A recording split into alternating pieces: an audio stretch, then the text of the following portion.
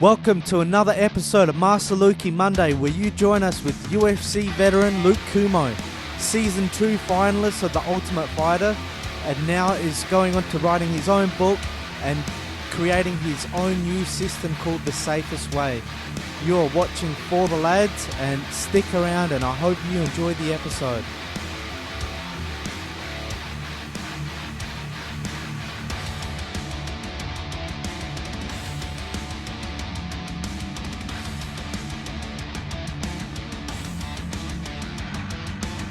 And we're back for another Master Lukey's Monday. And like always, mate, I really appreciate you taking the time, brother. It means a lot, man. This is what I do. I Yeah. study, and it's good to have somebody to talk shop with. Yeah, man. I thought... Especially somebody who's been on the scene as long as you. Well, You may not yeah. have been in the cage, but you've been in the game. Yeah. I've been a fan for a long time. But I thought tonight I'd mix it up a little bit and maybe touch on a few of your other hobbies. Because you mentioned that growing up you were big into comic books and stuff like that. So I thought maybe I'd pick your brain and see what comics you were interested in and like what you were into when you were younger and stuff like that. All right. I was actually thinking about that because you had asked me a few episodes ago about my favorite movies, and then it popped up on Instagram, this animated movie from Japan called Akira. Yep. I found Akira maybe in my teens, but my first introduction to the whole, I guess, genre was He-Man. He-Man, interesting story how, like, the 80s was, I think, the real surge of marketing and branding. Yeah. Where, like, they had these ideas of brands, but then, like in the 70s and things, they came up with the idea of a brand. But then in the 80s, when they really started to get into advertising and tying it all together, and He-Man was a cartoon that was created to sell the toy. Yeah. The toy came out first, Yeah. and then they created, it wasn't like, I think actually Transformers might have been a similar thing. Yeah. Where they had the toy and then they made the TV show to True. sell it.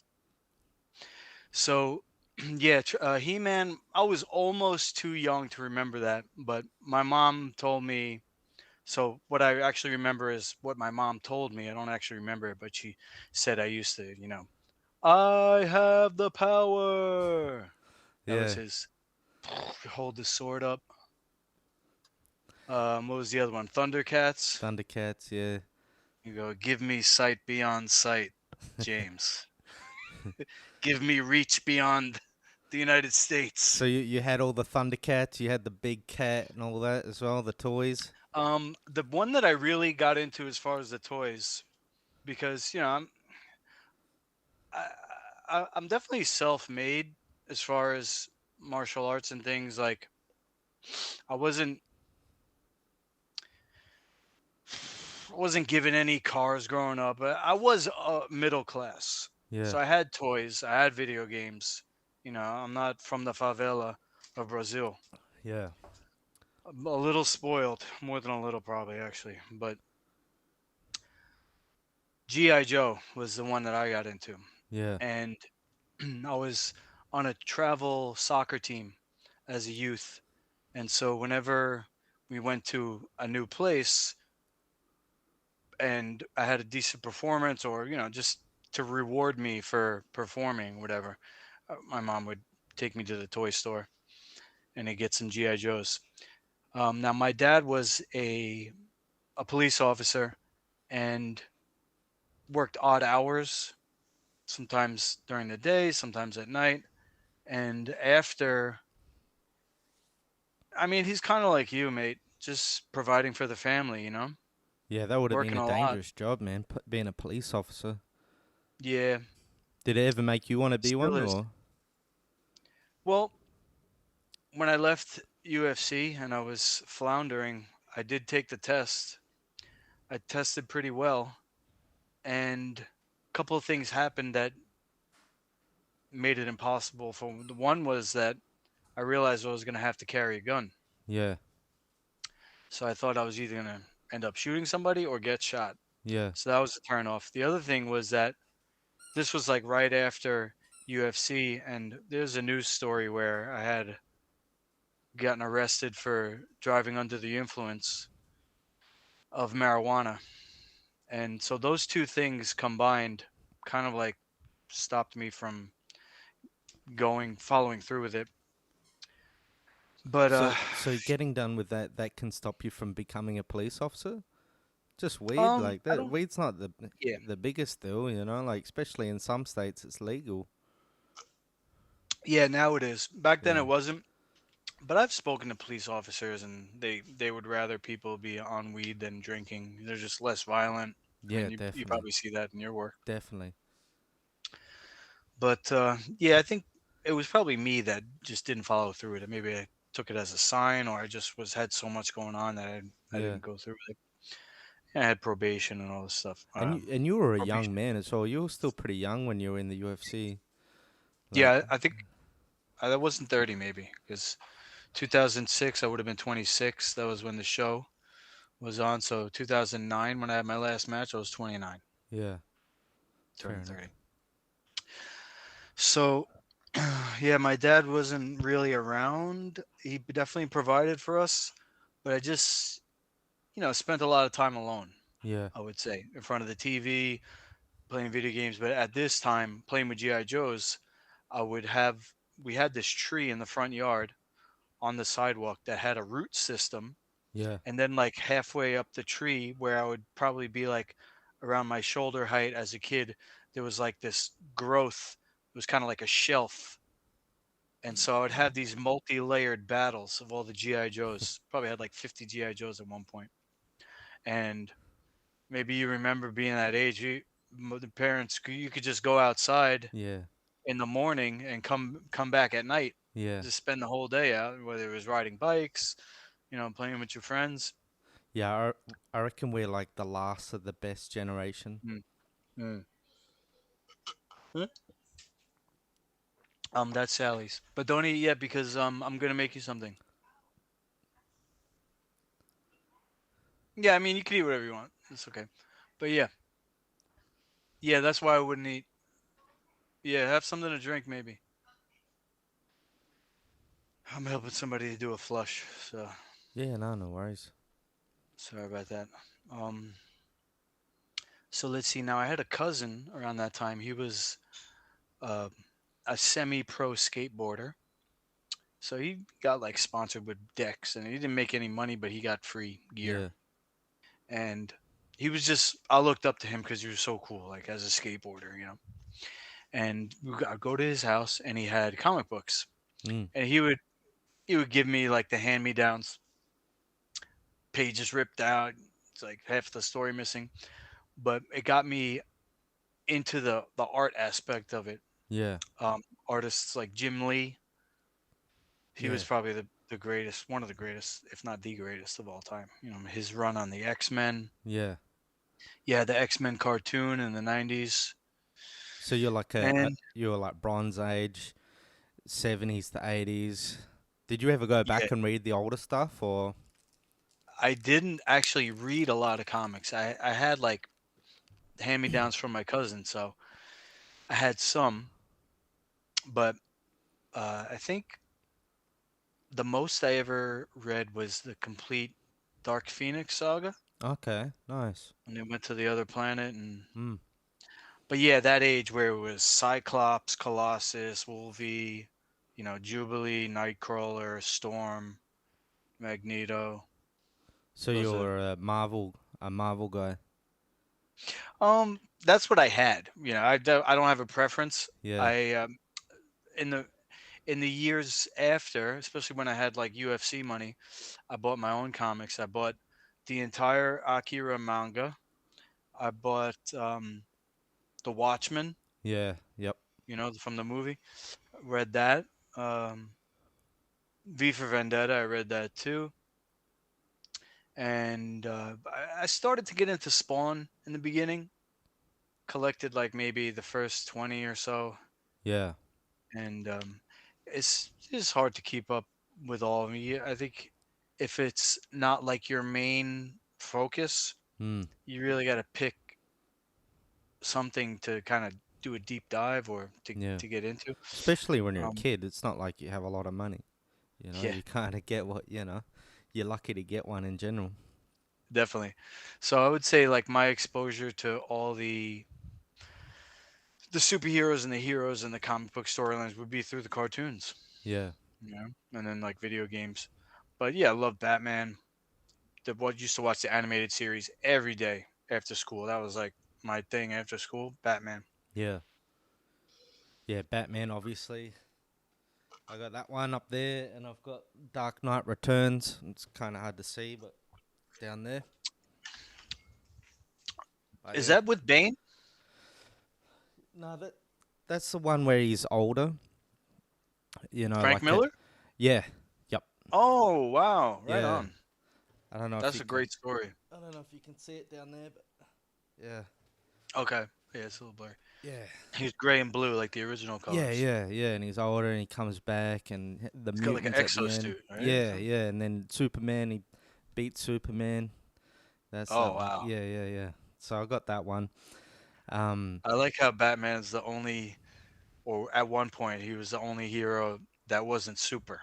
yeah, yeah, yeah, He didn't have any powers. He was just like a ninja and had yeah. money. Money and brains. Definitely the ultimate strategist. Yeah, yeah. I mean, like I always liked superhero stuff when I was young, but you know, being dyslexic, like I couldn't really read to be honest. So I could only really watch shows and stuff, but I mean, now I could read novels and blah blah blah. Like I have no problems now. But Hmm, as a kid, I kind of struggled, so I didn't really get. And my I grew up poor for Australian, like poor. But yeah, Batman. Always like Batman. You know, he's cool. for sure. Who's Um, that? The Batman who laughs? yes. I always thought that was an interesting looking character. So that was basically, correct me if I'm wrong. That's the Joker. Yeah. Yeah. Okay. He inhales his gas, and then like it's basically a combination of the two, like an Wow. evil Batman.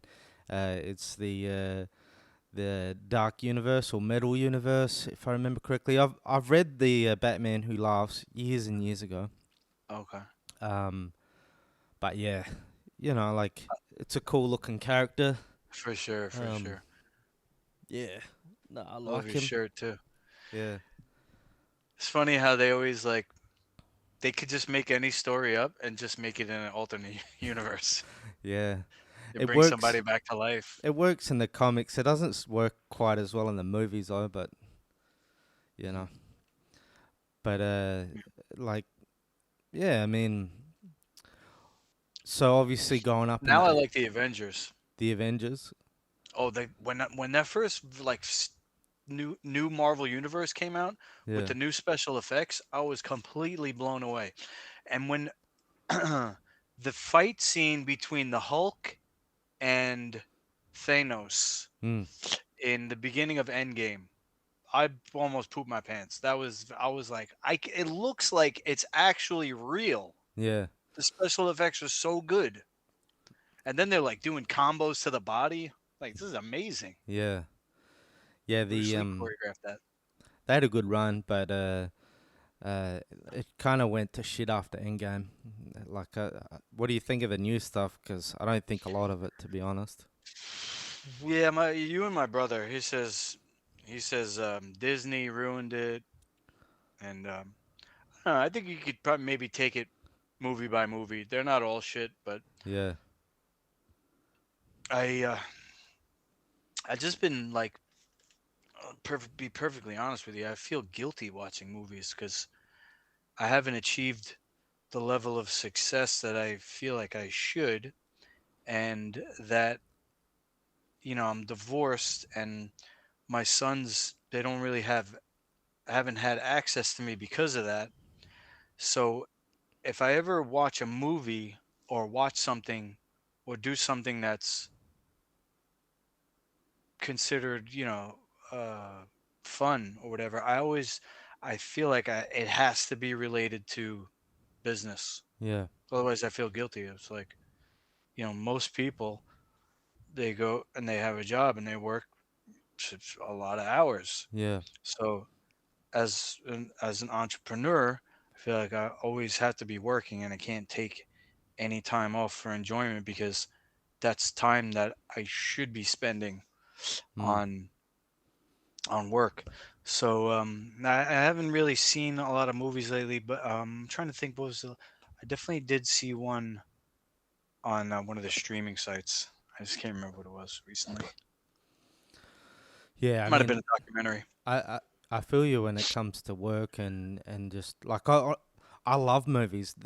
Nothing makes me happier than just kicking back, having a feed, and then just watching just something enjoyable, like my cheesy '80s movies or whatever. But I just don't have time. I just don't have time. Uh, if I Mm, watch a movie, generally it take me about a week to finish it. nice. I'm just flat out. Uh, And I don't have kids at the moment, so it's time yeah, to hustle now, because I I feel, have to be there for them when I get older, or I mean, when they get older, like yep. when they've happened, if it happens. Yes, sir. But speaking of like superhero movies, you see that Mm. there's a new Superman movie. Do you Right. reckon? What do you reckon? Have you I heard good things. heard good things? I Yeah, mean, my sorry, my go. my one of my coaches is like, I hate to distill him down to just kettlebells, but he's really big into kettlebells. He's also a health coach like me. Anyway, he was trying to get me to watch it because these stories, I believe, are kind of like the new mythology. Mm, And so people like my coach, he looks for the deeper meaning of the story, to kind of like teach a spiritual lesson. yeah. So he was telling me today, I'll just read the text.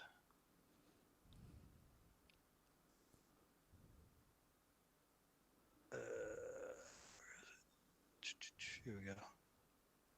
He goes,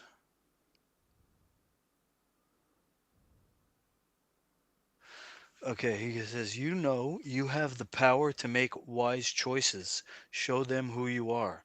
Superman's alter ego is Clark Kent. Superman's reality is a child of the sun. You use this information as jet fuel for your mission. He's like trying to tell me to watch it now. I might have to. For research purposes, James. Yeah, well, I mean, sometimes, research could be fun, right? Yep. And like I said, I did hear good things about it. It's at the end of the day, it's the movie industry, and they got to be hearing what the customer is saying. Movie sales are dropping. Of course, a lot of that's because of the streaming, Yeah. but I think also the whole pushing of the agenda that people are saying, like the movies always trying to have these woke messages and appeal to a group which exists.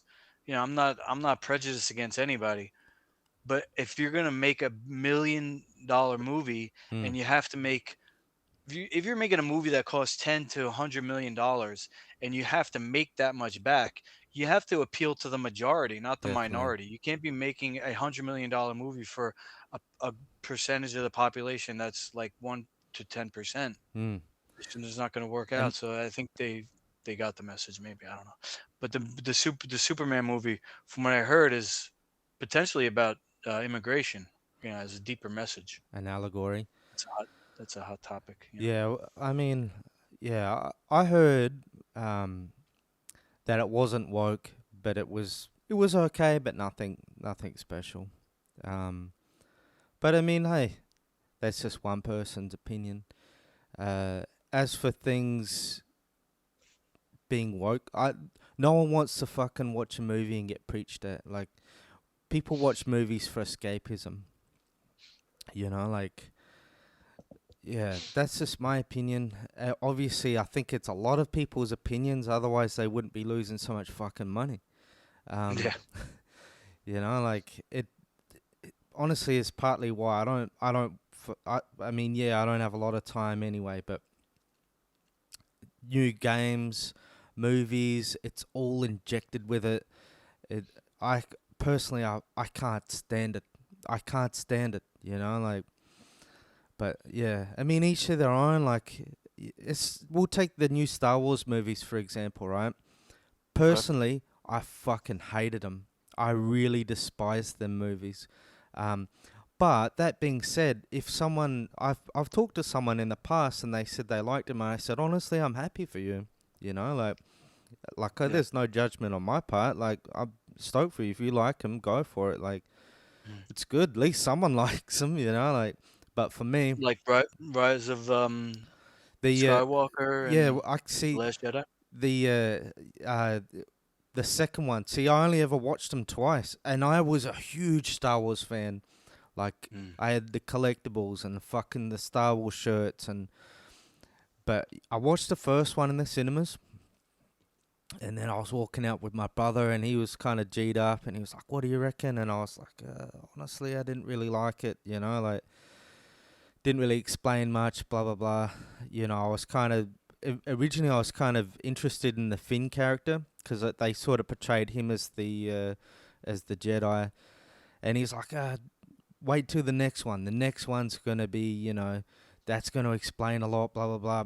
And I walked out of that fucking movie, and I was so pissed. I was like, you really gonna do Luke Skywalker like that? Oh my god. And I never watched another Star Wars movie since. I couldn't even watch the old school ones. I was just like, fuck that. Wow. I mean, each of their own, man. There's people out there that enjoy them, and more power to them. But for me, Yeah. I was fucking done. It's like a girl who cheated on you. Yeah, yeah. It It done. I was just like, what the Deal fuck? breaker. Yeah, man, I was done. I was so done. I was so mad. Now, like, and I had I got some mates that give me a bit of shit about it. I guess because they're like, fucking, it's just a movie. Why do you care so much? And because they did, like, I watched them movies with my dad. They had meaning to me. I fucking Mm. loved them movies, Mm. They weren't just movies to me. But now I don't care. I think if they bring out more stuff, the worse it is, the better, because at least I can laugh at them losing money, Yeah. Because I ain't gonna watch it anyway, so it makes no difference to me. Oh, they got so many stories. The comic books have great stories too. Yeah, I think the best stories come from the comic books. like the Dark Horse Star Wars ones.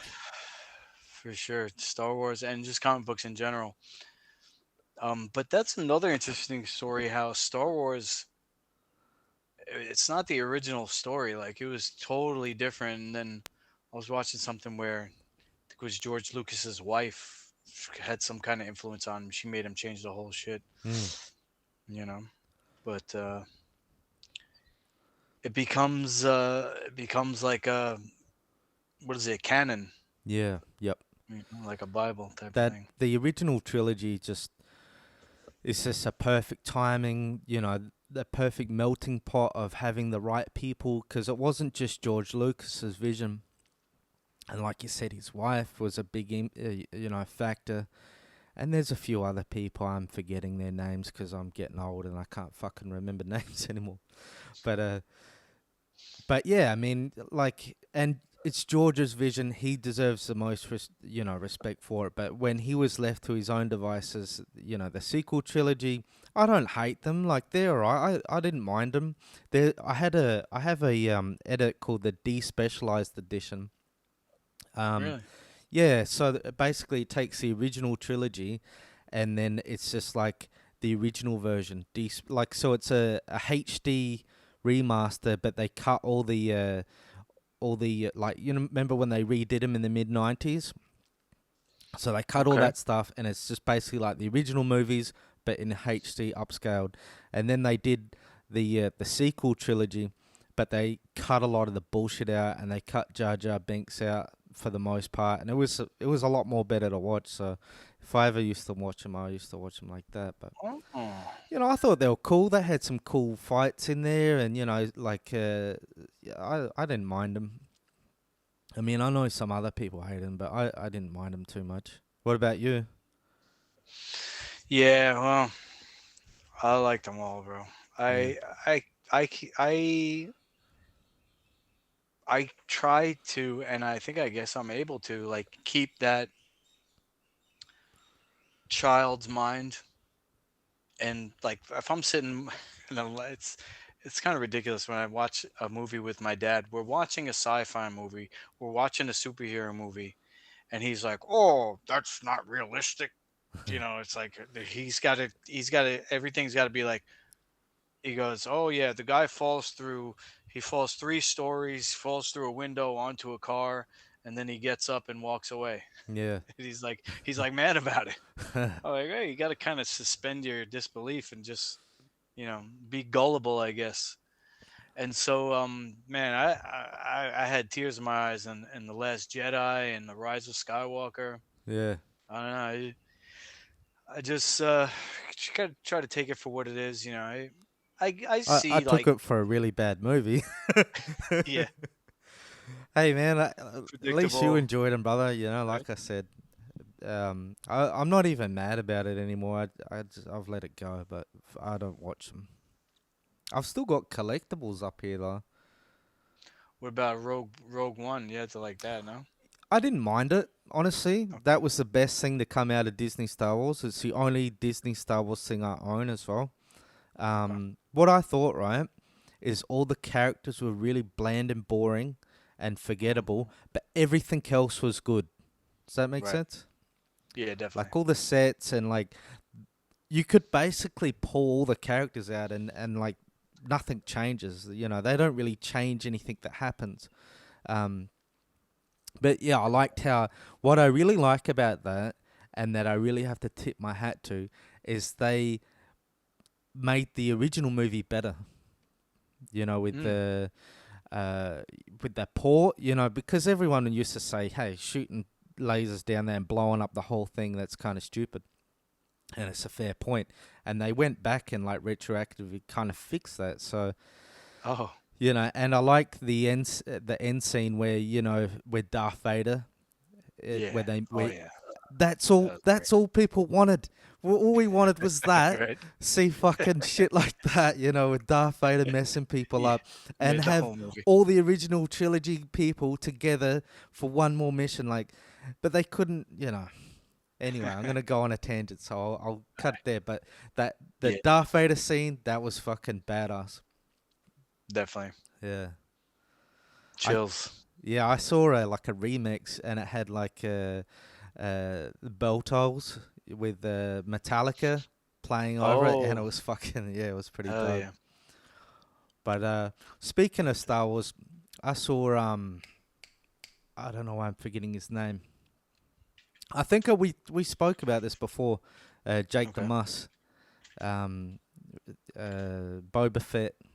He was at my work a few months ago. Oh, no, I didn't hear that. Yeah, yeah, yeah. He popped in, and yeah, I mean it was a bit of a surprise, and he was So he's the actor that played Boba Fett on the TV show? yeah, he played him in the TV show, and he was Okay. in the in the Mandalorian. yeah, was he? I don't know. I didn't watch him to be honest. Yeah. But he was in the Me TV show, neither. and he was in the second trilogy that George Lucas did. But Okay. he popped in, and he was really nice, and took a picture of me and my wife, and he come back in the next day as well. And I was at the bar, and I'm like, "Hey, you must have liked the eggs." Because like Jake the Muss, he's like, "Cook me some fucking eggs, you woman." I don't know. You seen Once Were Warriors? Oh, Yeah, I see. yeah, yeah, That was one of his lines yeah, yeah, yeah. to Really make? good movie. But yeah, Okay. I thought I would chuck that in there. Nice. Who did I meet? I met Hot Donna from That 70s Show. Oh yeah. Laura Prepon. Nice. I think I told you that already. Yeah, I meet too many famous people. Yeah, I met like obviously UFC fighters. Met you remember Joey Karate? No, The big sorry. Joey Joey Diaz is Oh yeah. he's a Yep. comedian from Yeah, yeah. friends He's with Joe always on Rogan Joe and Eddie Rogan's. Bravo. hmm He I actually owe him a T-shirt because I had a student when I was working at Ray Longo's gym, and when Chris Weidman first like came on the scene, he didn't have a management team. So there was like guys with money throwing money at him, like wanting to like, help him out, whatever, get him sponsors. This was before the Reebok deal and all that. Hmm. So one of the guys who was throwing money at him, he was, he came from like his dad was,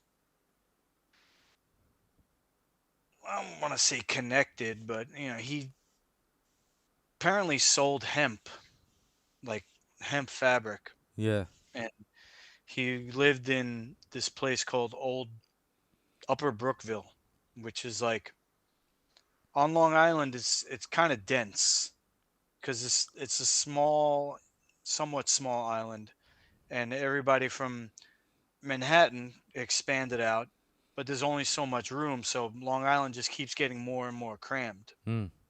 And the traffic over the years, you ask anybody who's been here like 20, 30, 40 years, there never used to be traffic like this. There used to be farms. Hmm. Now it's all suburbs. But you go to Upper Brookville, you go to these places where the houses start at like several $1 million, and they have acres of land, and then nobody's touching it. Hmm. You can't, no, they're not letting people build. Anyway, they call it like old money. Hmm. So this kid had old money, and he he wanted to train with UFC fighters. Not that he wanted to train like a fighter. He wanted to train with us. So he would like, just like do the bare minimum. Hit the pads, break a little sweat. You let him roll a little bit. But anyway, he also wanted to make a t-shirt company. So this was the time of, what was the Randy Couture one? Affliction. Ah, yep, yep. You know, Yeah, I remember that. any and everybody had a t-shirt company. Hmm. You know, you go to the local show, like the Ring of Combat where I came up, and every event there'd be a new t-shirt company.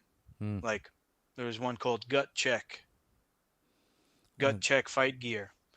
They'd throw $1,000 or so to some company in Pakistan hmm. to get some boxing gloves with their logo printed on it, and now they're a fight gear company. Hmm. So, it didn't last because it takes more than just money to make a company. You Yeah. have to have something that makes you stand out, which I have, by the way, being in the game for 30 years now. I have designs that nobody else has come up with because I've seen what works and I've seen what needs to be in gear to make it an improvement. Yeah. Anyway, this guy, he had a company, he wanted to call it Beasting. Ah, Like, yeah. I think I might have told you this story No, already. no, I'll tell no. it real You haven't, but I know I've seen. Yeah. He goes, Beasting. I go, what? Like you got stung by a bee? He goes, no, when you're beasting somebody, you're beasting them. I'm like, first of all, I'd never heard that before. Ah, Second of all, you're just going to be just another stupid company. yeah. So this is my idea. I go, MMA Mafia. Hmm. All right. It's going to be the Godfather font. It's going to have, if you look at the movie, like the flyer for the poster for the Godfather movie, it's got like That style a of silhouette of text. something. What's that? the same kind of style of text. Yeah, it says The Godfather, but I said MMA Mafia. But then there was something on on the poster. It might have been like a silhouette of a man in a doorway. I forgot what it was, but the way that I designed it was a pair of MMA gloves hanging. It was all black and white, a little bit accent of red. Yeah, And then on the back, never go against the family. yeah, And I got a kind of a hippie spirit somewhat. mm, I'm into health, connection of what we eat to the environment, how that's connected. Um, and we ended up buying these bamboo and I think it was hemp yeah, blend.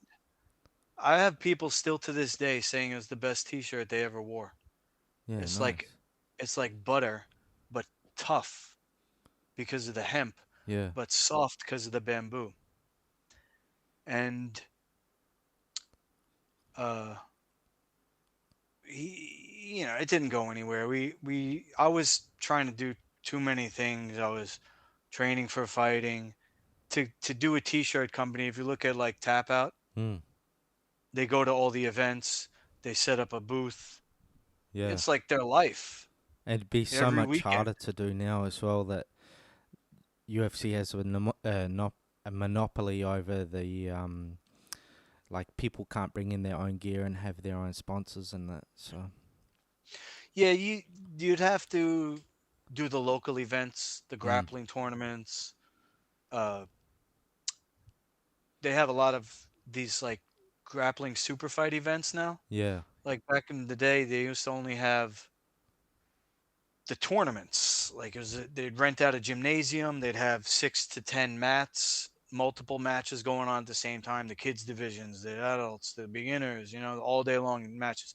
Now there's a lot of more of these like super fight events where you have a fight. It's like one guy from one gym facing another guy from another, and just like an MMA match, except it's grappling. mm, So those type of events, you could pay for a booth, you could pay for a table, bring your wares.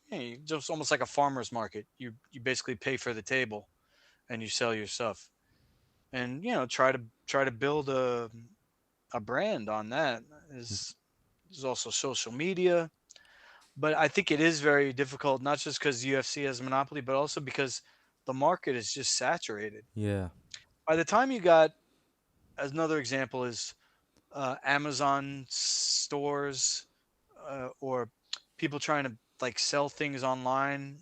yeah, By the time somebody is teaching you how to do it, it's already a saturated market. Like now you have fitness coaches, online fitness coaches that are teaching you how to become an online fitness coach. Like the yeah, market is so saturated that now there's not only a competition to be online fitness coach, but there's a competition to coach people how to become an online fitness coach. yeah, It's like a pyramid scheme, yeah, yeah, and then who's getting all the money is the Facebook ads. yeah, It's like I'm like if they're coaching coaches, who are the coaches coaching? Like I don't think it's almost like the Tony Robbins thing. Like I have a friend, she comes over a few times a month to do cleansing, and she spent thousands of dollars for Tony Robbins. You know Tony Robbins, yeah. right? I know Tony I Robbins. mean, he's amazing. I'm not Yeah, shitting on Tony Robbins at all. I've got I'm some just of his saying, books. there's comes to a point where there's so many, like the UFC. There's so many fighters that even to get into the UFC is an accomplishment now. Yeah, Like you can't even get into the UFC unless you're a local champion, yeah, right? yeah, definitely. Like I got in. I think I was kind of in the perfect.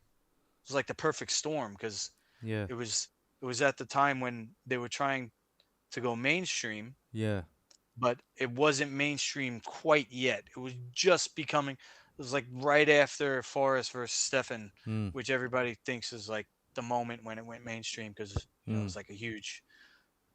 cable TV event, whatever, you know.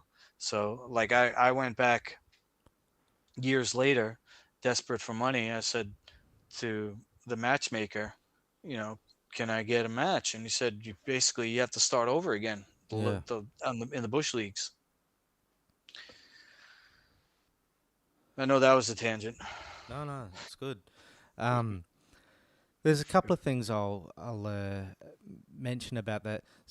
I mean, definitely there's way more competitors, way more people getting into MMA. It's like everyone knows the UFC now. Um, but there's way more cards, and the cards have a lot more fights. So back in the day, like in your guys' era, like the 2005 era, you had like 5 cards, and the cards had less fights than they do now. So in a lot of other ways, it was kind of fucking harder to get there back in them days as well, because it's just less fights, less guys on there. Being in the UFC was a huge deal. You know, whether you're on the undercard or not. What do you reckon? Right. Like now, there's almost literally one every weekend. Like, Right. you know. Yeah, no, that's a good point too. I would say it was a huge deal because, yeah, like you said, there wasn't a lot of fighters, but because there wasn't a lot of fighters, it was a limited pool. Mm. So I think they could have had more fights on the card if they would have if they could have. Mm. Yeah, it's So like, probably a bit of both. I mean, obviously you have more of a wealth of talent now, but I still think there was a lot of other guys out in we'll say the B leagues or whatever. But yeah, I mean, making it to the UFC in like around your eras was, yeah. I don't want to say it meant more, but in some cases it does, just because even just making it to the UFC, like, yeah, there was, like I said, like 5 cards a year, less fights on there. You only had the cream of the crop. And going back to like what you were saying about, I always used to say, right, and this is, maybe I was being snobby, and I was also young, but when it went on TV, right, and then you talk to people, and whenever they say, "Oh, I got into it after 2005 or later," it was always like, "Oh, so you only got into it after it was on, after it was on TV." Like, I remember when I was younger, a few years before that, if I wore like a NHB top, remember the old school NHB nice. tops, Oh and yeah. like people had no fucking idea what it was, or other different brands. It was kind of cool because it was like, Contact fighter. yeah, well, like if you wore a tap out shirt in 2002, it was cool because no one fucking knew what tap out even meant. But like, Right. I'd feel like a massive douche if I walked around wearing one Yeah. now. You know what I mean? Like, I Well, remember, at this point, you might be able to say it's almost like memorabilia. yeah, yeah, fair, because I haven't Came been. came back around to be cool again. Yeah, yeah, I guess that's a fair point. But you know what I mean? Like, you can buy UFC stuff in Target now. Like, Wow. Um, and like when I was, because I first got into it like in the late 90s, and the first card I actually got to watch live was not in person, but pay-per-view, because it was kind of hard to get.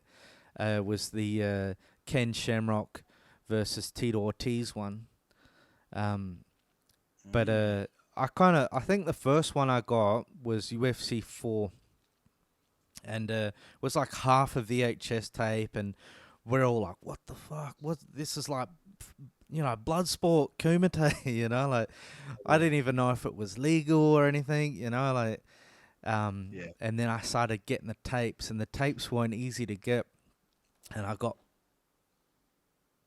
from 1 to 22, and then it took a little while, but it just was Mm. like most of the people, and not everyone obviously, but most of the people I found that knew about it or were into it because they were into martial arts. You know what I mean? So Yeah. it was different, and it's not to put it down, like, or the new fans down or anything like that, but just it was just different. You know? You're right. It's a trade-off. Yeah. Yeah, it's more popular now. There's more the benefits of it being a sport. Yeah. You get the investment, you get the science, you get the people from the sports that are inputting and helping the athletes. You get the marketing, is getting more money for the athletes. But then, you get like, I guess you would call it like the posers, Mm. or the people that care more about the drama than the technique. Yeah. You know, Yeah. Just yeah. the McGregor effect. Yeah. Definitely. It's funny because you met my brother, Jack. Yep. He actually got into it because of the McGregor Diaz fight, and like I had spent years trying to get him into it, but yeah, he just wasn't interested until he saw that. But yeah, yeah, McGregor had that effect on a lot of people, I guess. I liked it. I liked it, and I saw this clip the other day of him, Mike Perry and Ah, BKFC, yeah, and I'm like, oh, I see what he's trying to do. He's promoting it. He's trying to do basically cutting a promo like they do in WWE. yeah, McGregor's saying, "Oh, you fight for me now, boy," and yeah, yeah. It worked though, yeah, you know. he's that's the model. That's everything that the WWE is. That's what UFC wanted to be, or still wants to be. Yeah. When remember, I don't remember which one it is. You may be able to figure it out. They had a ramp for the UFC. I remember Tito was coming down the ramp. That's the only one I can remember. It might have been Tito. Who's the other one? BJ. He came down. He ran down, knocked out Oh, Carl Uno, and yeah, ran ran back back up. out. Yeah, when he had him on the cage and he was feeding him them shots. Oh yeah. That's another thing. Oh. That reminds me. I was gonna ask you the other day, but I forgot. Because I always, like, obviously this is a hypothetical that is impossible, but I always say prime for prime. If you could take Khabib versus BJ Penn, that BJ Penn would beat Khabib just because stylistically he'd be a nightmare matchup for Khabib. Because Khabib again, great fighter, but kind of hittable on the feet. Hmm. BJ has like brilliant boxing, knockout power, great off of his back. Like I mean, anything could happen. I wouldn't be shocked if, and like we don't have a time machine, so it can't happen anyway. But Yeah. I wouldn't be shocked either way. But I would pick BJ Penn over Khabib in that fight if you took prime for prime. What about you? What do you reckon? I'm I'm gonna say, based on how BJ did against GSP, Hmm. where he basically got grounded and pounded. Hmm. Man, he did okay. He gassed out. I think when you say prime for prime, okay, so I'll say if BJ Penn built his gas tank Hmm. and he kept learning jujitsu. I Hmm. think the reason why he lost to GSP is because GSP started to train in New York City with John Danaher. Hmm. And Danaher revolutionized grappling.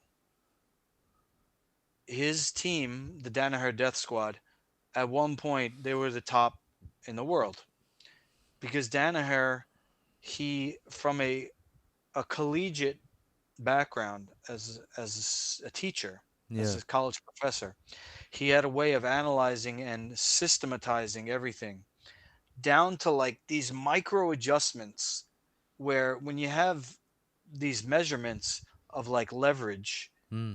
yes, 1 inch could change, or not just 1 inch, but like your leg put in just slightly moved over to one other part of the person's body is the difference between the move being inescapable or Hmm. whatever, and the person being able to adjust. So BJ, I would say his game at the time grappling was the best that it could be, and what they said was what they would call it would be like 1995 jiu-jitsu. Hmm. That's what they call like the old style of jiu-jitsu, which was like Gracie Jiu-Jitsu pre John Danaher pre, uh, like wrestlers learning submission grappling. Yeah. So I think honestly, I think BJ, as he was, would have had trouble with Khabib's grappling. Yeah. Because BJ had amazing takedown defense against wrestling, Hmm. but Khabib's grappling is different. It's a different type of wrestling.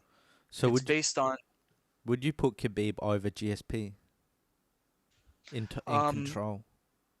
I would not, okay, in control. I would Because say in Yeah, I would say that GSP actually beats Khabib because of the Danaher effect. yeah, Yeah, GSP, it may look in his matches very simple what he's doing, but it's really the basics done flawlessly. hmm, And I think he would come in with the game plan to beat Khabib, I agree. even in just a pure grappling match. Yeah, that they almost had that fight as well. Um, because I guess Dana and that were kind of salty about him when he won the 185 belt and then Jet. But he Mm. wanted to fight Khabib. Khabib wanted that fight, and then the UFC decided not to go with it, and they went with that one with Justin Gaethje, because I guess they're thinking, well, if he beats Khabib, we lose 2 stars, because he might leave again, and then we've lost Khabib. But then Khabib obviously retired anyway, so they tried to scramble that fight together and did Mm. the old, went to Khabib and said, oh, GSP said that he will take the fight, and then went to GSP and said the same thing, Oh, vice really? versa, to try to, Wow. well, hey, man, like, don't hate the player, hate the game, you know what I mean? Right. But at that point, it was too late. But like Yeah, I that would think have been a really good GSP. fight. But yeah, sorry, go on. I think GSP.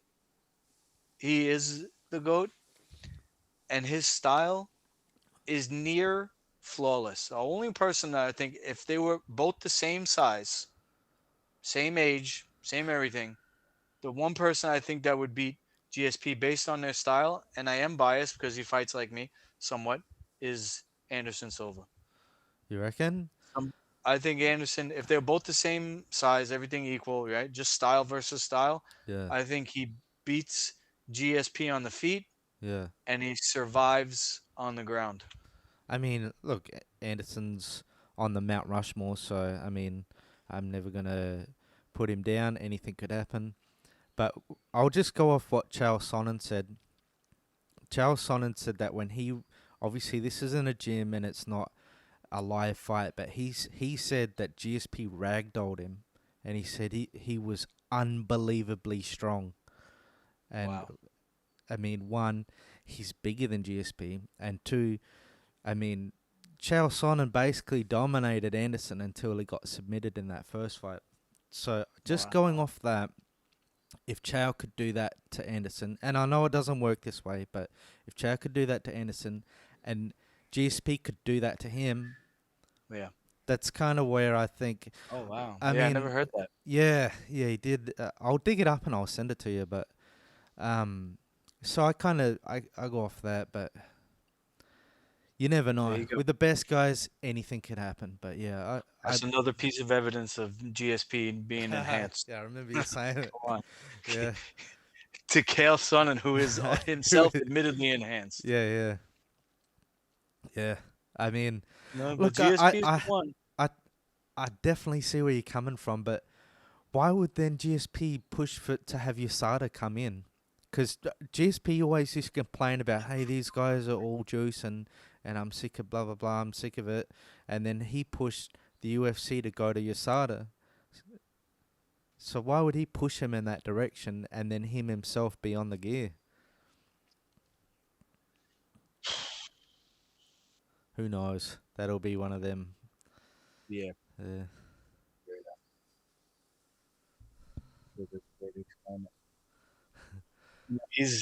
He's got one of the best management teams in the world, GSP. yeah, He's very well handled.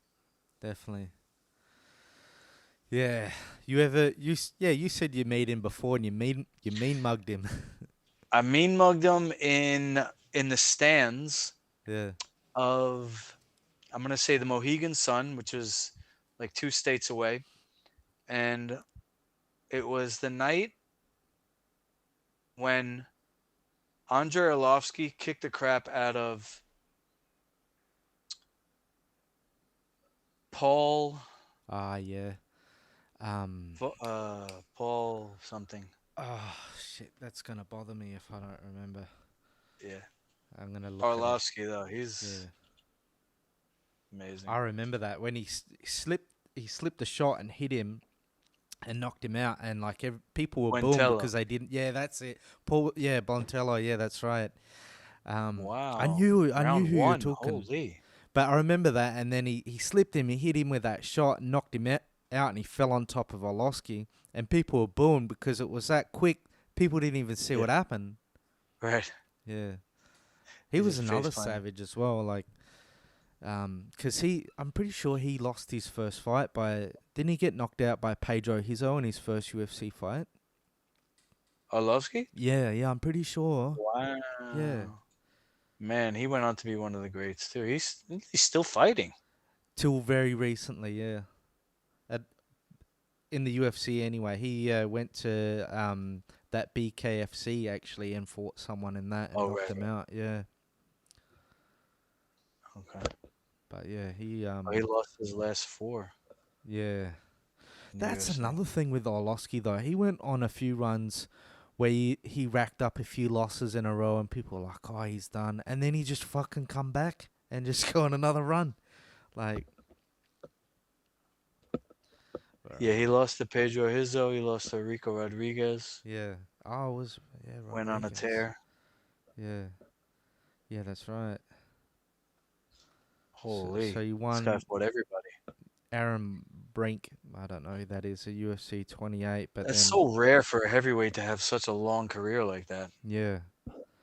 And just to go on like, because I remember, yeah, that's right. So he left the UFC and then had a rough run, starting with Fedor when Fedor knocked him out when he went for that flying knee, and he was winning that fight as well till that happened. But then then TKO Brett Rogers and loses again. Bigfoot Silva and Sergey. I can't pronounce his last name, but I remember that one as well. Toretano. Yeah, but then Wow. fucking goes on another good run again. You know. Sheesh. The Pitbull. Where would you put Fedor? Yeah, he's he's I would say not untested. It's just that once I found out that Pride was working matches, Yeah. it kind of puts a little bit of a taint on all of his fights. Like, Yeah. it only takes one guy to work a match. Yeah. True. So, But you know, he did beat Andrei Arlovski and Tim Sylvia, when they were UFC champion not long ago. okay. So Yeah, that's 2 wins. I mean, Yeah, he beat a few guys. He beat who's the other guy? Nogueira.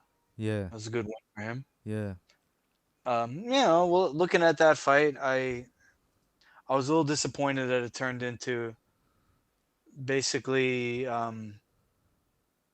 typical, like, looked like a typical wrestler grounding and pounding a jiu-jitsu guy. yeah, Was an amazing ground and pound. Yeah, he knows how to put power into his punches.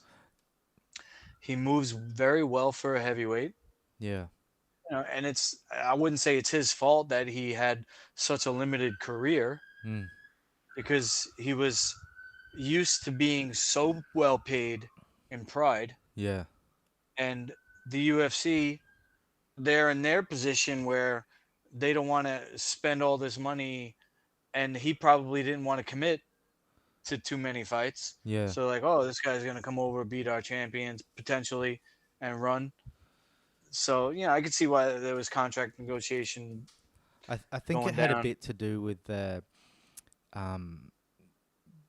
guy, like what do you call it? Like his promoter, sorry. for Mm. Fedor. Apparently, they were like hooked into the Mafia, and then Oh yeah. they wanted that M1 Global to co-promote with the UFC, and the UFC's like, absolutely not. And so Oh they wow. just couldn't get a deal done because they wanted co-promoting or nothing. Ah.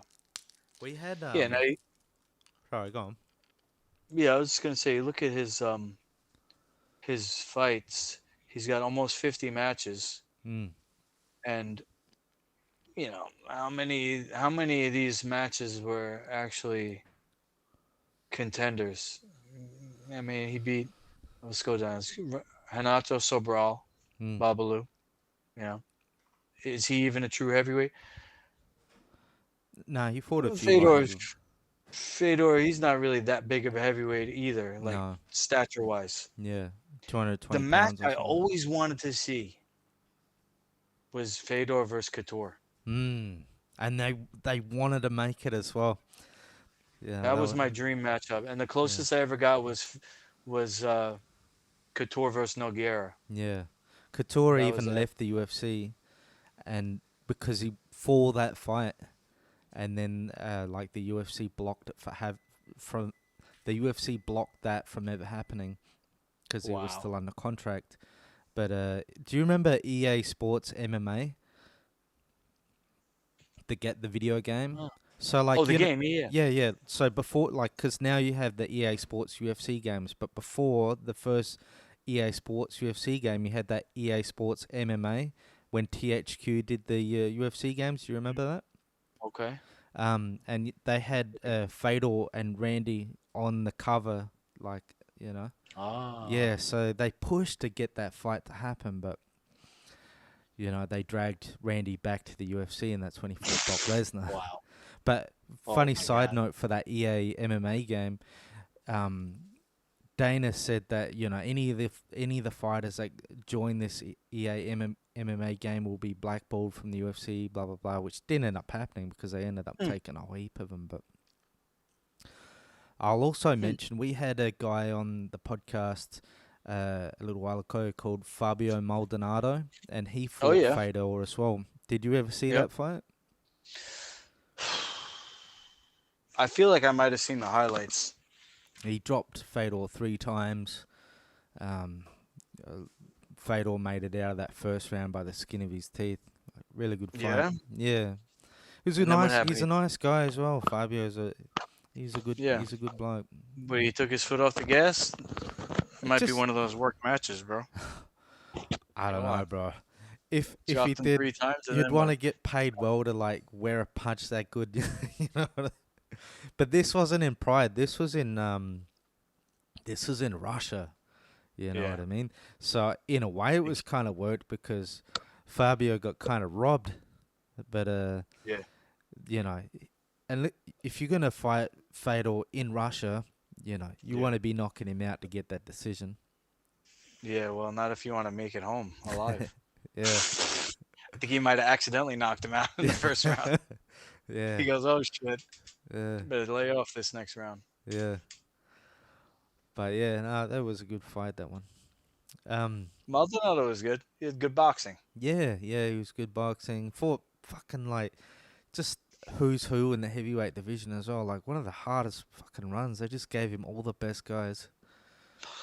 But tough. He reminds me of one of my old sparring partners who was a Golden Gloves boxer and very durable. He would just come in to the gym and just go like in the door into the ring. Never warmed up.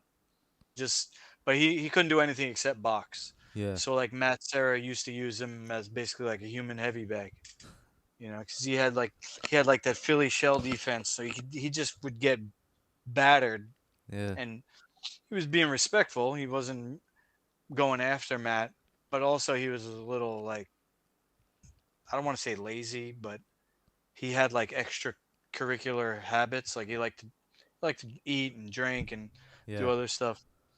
Um, so he didn't really. I He don't didn't think he live the really had life. the gas tank. Yeah, He didn't have the gas tank to go at the pace that he would have had to like to yeah, keep up with Matt. But Yeah, he reminded me.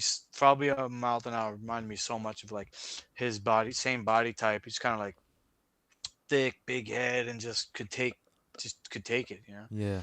he just had a way of getting hit, but rolling with it somewhat. Yeah. So you never get hit full force. You never like turn into the punch. Yeah. He's just And the rolling off of it. awareness from all the years of boxing, you could see the punches coming from a mile away, especially like from these MMA guys. Yeah. Yeah, It's such a good I saw point that. that you made about like fitness as well, because like even if you're substantially better than the other guy, if you're not fit and he is, you're kind of fucked. Like it really, you have to be fit. Even to go just 1 or 2 rounds, like the level of fitness, like a high pace. Yeah, it's heaps harder than people realize. Like if they've never done it. Well, that's why I teach in my ranking system, my MMA ranking system, Master Lukey's League of Champions. There's 10 mythical beasts. Each rank is a magic crystal that goes in the championship ring here. Yeah. And then you put the crystal in, and then out of the middle comes the spirit of this mythical beast. The first one is fitness. Mm. So it has a dual purpose. Number one, not everybody wants to fight, but you could still train in MMA, and you could still train in this system to get in shape, Yeah. to get into like fighting shape, which is the best shape. Yeah. It's not a short burst of, uh, you know, 5 to 12 reps. It's not a low pace of like a soccer or a basketball where you're running, but there's also breaks because somebody else has the ball. Mm. You know, MMA to me, I could be wrong, is the most intense of all sports because you literally have somebody else who's sprinting, Mm. basically putting 100% effort, and you have to at least keep up with them Mm. for 5 minutes. So anyway, the first mythical beast being fitness teaches number one fitness for fitness sake for somebody who wants to get in but not get injured or even learn anything. They don't Mm. even have to learn self-defense. You just do MMA and conditioning drills for fitness. Mm. Number two, like you're saying, if you have two people who are equal in skill but one person is in good shape, they're going Mm. to win. Not only that, if you have two people and one of them is skilled but Mm. not in shape Mm. and the other one is a complete beast Mm. of fitness, Mm. I would put my money on the beast Yeah, I agree. That's what I was. because Sorry, go on. the technique the technique won't work if Yeah. you're tired. It Yeah. doesn't matter what you know. Yeah, that's You have right. to have that base level and be able to dig deep Mm. in a match. To be able to dig deep to get over that. I'll give you an example. My brother, my baby brother, he in college he got into the military to pay for his college, and so he was doing a charity boxing match for the Navy, and this was his first match. I think he did a couple after that. He goes, he's getting ready. He goes, "You got any advice?" I said, "Yeah, I got one piece of it. I thought about it." So here's my one piece of advice for you, because I don't like when I'm watching a match and they go to the corner in between rounds, and you got three different people giving a list of the fighter of things to do. Oh, you got to go to the jab, step to your right, throw the high kick. When he gets in the cage, push his head down. They're giving him like 20 different things. Each coach is telling them nobody's going to remember anything. Mm. It has to be very specific, and it has to be one, maybe two things. My opinion. I mean, look at Longo. When he goes in there, he doesn't even teach technique sometimes. He tells the guy, aim your punch at his chest. That's one thing he told him, and then ended up being the difference Mm. when Weidman knocked out Anderson Silva. But yeah, that and they try to come up with these motivational quotes in the round because they know they got the mic on them, and the coaches want to be in the spotlight too. They go, "Oh yeah," when the the interviewer asks the coach something, the coach says, "Oh, we're gonna do this. We're gonna." It's not we. There's no Mm. we. And it pisses me off when the coaches say we because it's the fighter. Mm. And stop trying to take the spotlight. Anyway, long story short, my brother asked me advice. I go, "Here's my advice. You're gonna get tired. You're gonna gas out completely, quick. Your first fight, you're gonna gas out quick. That's when the fight starts. Mm. That's the major lesson that I took from martial arts to my into my life, Mm. which was how to dig deep Mm. when you're dead tired, Mm. And when someone's all you attacking want to you. do is stop. All you want to do is stop. You Yeah. have to find something inside you to give you that reason to keep going, or that Yeah. the way to keep going. Because it's not even like you could get aggressive if you're exhausted. It's the mental battle. I remember Yeah, what Bruce said, call it emotional content, mm, not anger. Anger burns up quick. yeah, but yeah, exactly. Yeah, you really need to, like you said, dig deep. I um I You can remember train that. yeah, You can but train that reserve. some people I think you kind of need to have it there a little bit as well.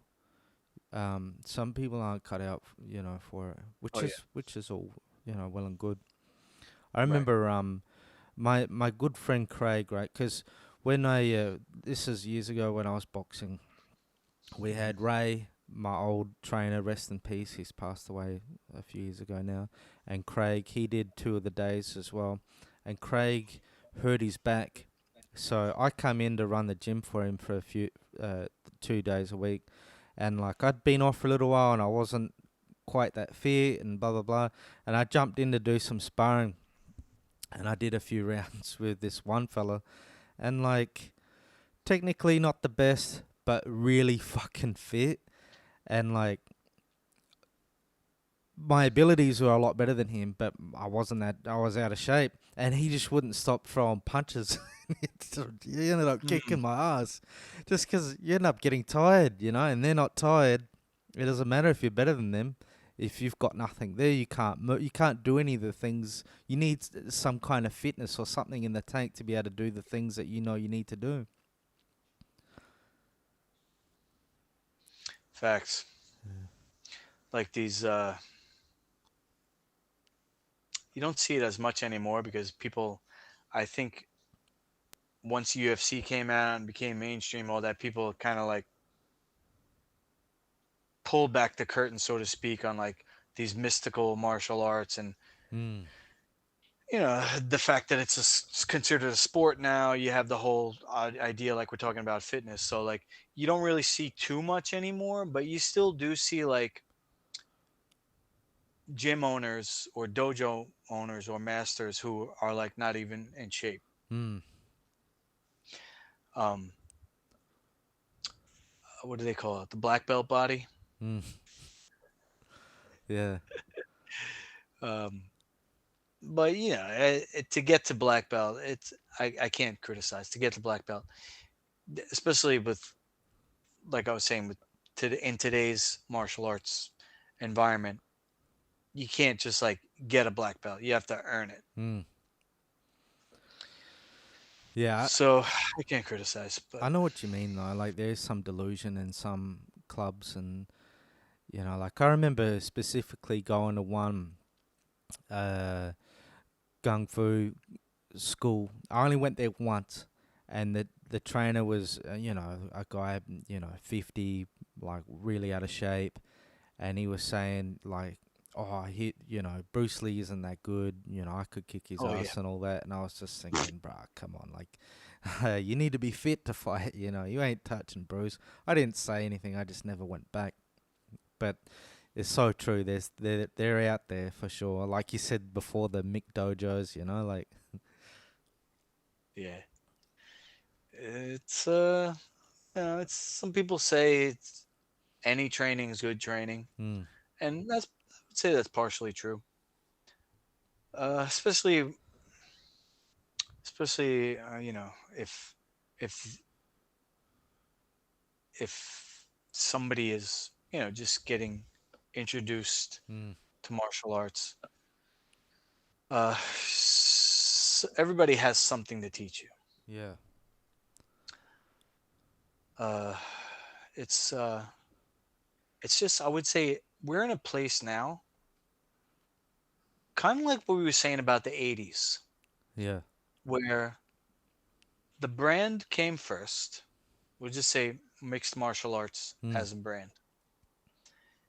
Now we're in the '80s, so to speak, of it's just a mad rush of marketing where any and everybody with a little bit of money can open a dojo, can Mm. open an academy, a school, a gym, whatever. Mm. And there's no sanctioning body. Like if you want to open a Shotokan dojo, there's the JKA, Japan Karate Association. Yeah. They run Shotokan. You want to open a Taekwondo school, you come from a master, Yeah. right? And there's a lineage. There's a, a curriculum. Yeah. There's an established method, and Taekwondo is an Olympic sport. Karate is an Olympic sport. Yeah. It's very structured, and you know what you're getting, and it's a certain level of quality. Yeah. Like I was reading an article the other day. Why do people still eat McDonald's when everybody with what everybody knows nowadays about health and the ingredients came down to consistency and convenience. Yeah.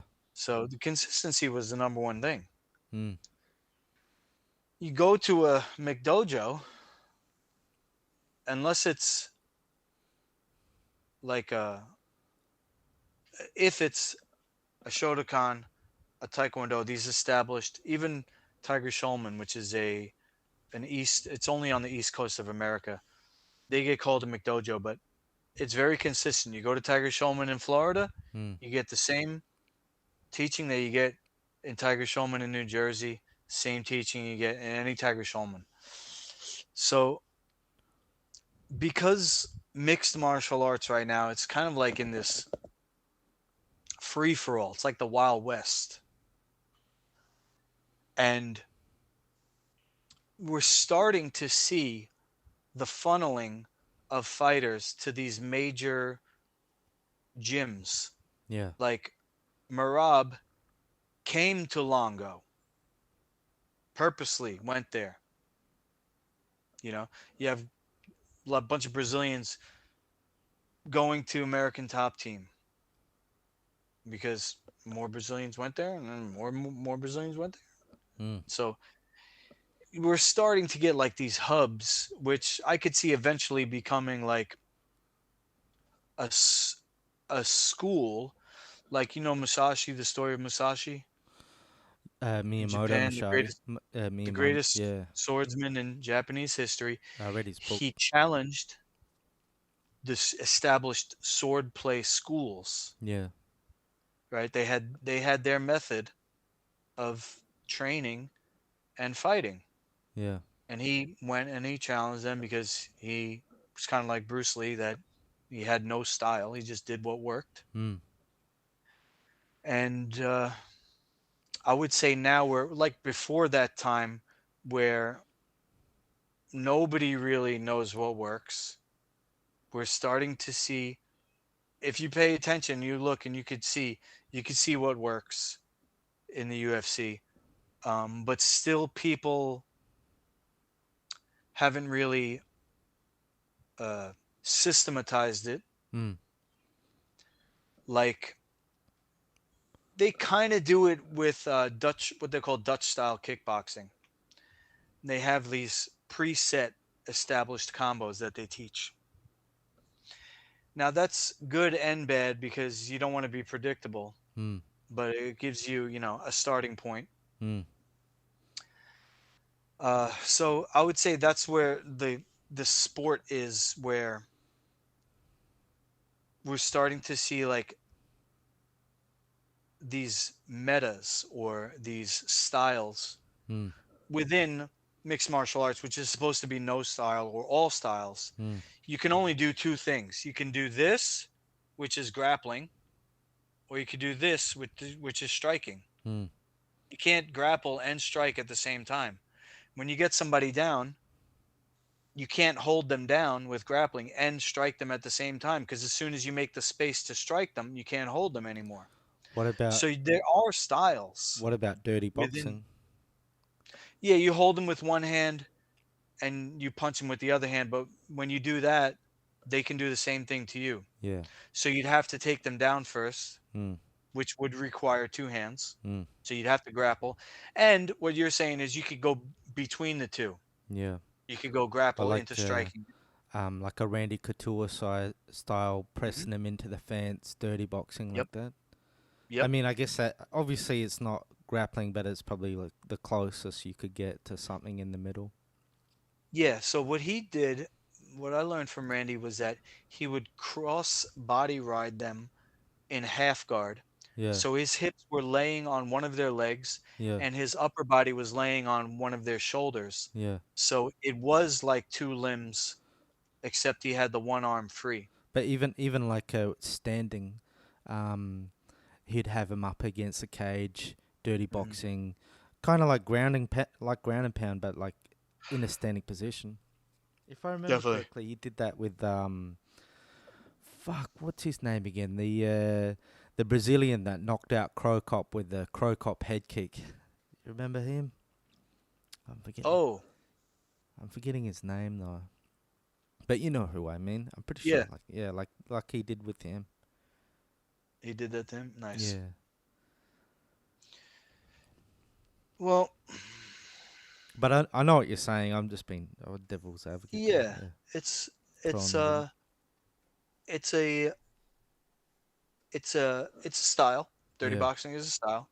Wrestling is a style, and you can only do so so that I'm not proven wrong Mm. by what you're saying. That so you can have grappling, you can have a dirty boxing style, Mm. you can have a pure striking style. Okay. Now the thing with dirty boxing is you're never going to get a uh, the power, the same type of power that you would from a striking stance, Mm. because of the positioning of the body. Yeah. It's what Randy did was wear his opponent down. Yeah. Now the elbows, you could say the elbows, maybe you cut the guy, you could get him with a good elbow. Um, but yeah, so there's certain styles that, because you can only do one move at a time, so you have to choose. What are you going to specialize in? Don't be a jack of all trades, master of none. Yeah. You could learn everything, be good at everything enough to implement your game plan, to withstand somebody else's game plan, Yeah. and implement your own. But you do have to have, your plan A, your plan B, and so on and so forth. So I think what we're going to see is certain schools developing a kind of like signature style. Like if you look at Team Alpha Male, Mm. they got the Alpha Male guillotine. They all got this great guillotine. Mm. And it comes from, I believe, their head coach, um, Uh. not Ah TJ. shit. What's his? No. The Two old guys trying to Roy remember all. Faber. Was he? Uriah, Yeah. Uriah Faber. They all kind of fight similar to him. Decent Yeah. striking, good wrestling, and good grappling. Yeah.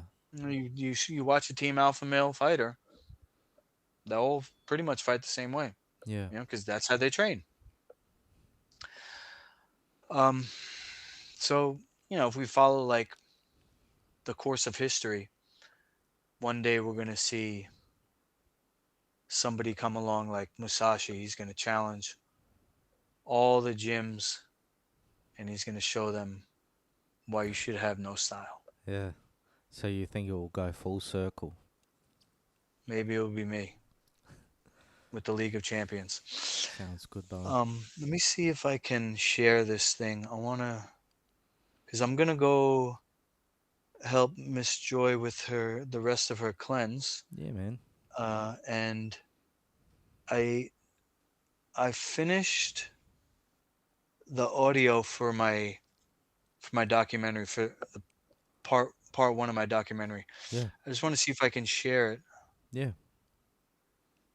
If I go here.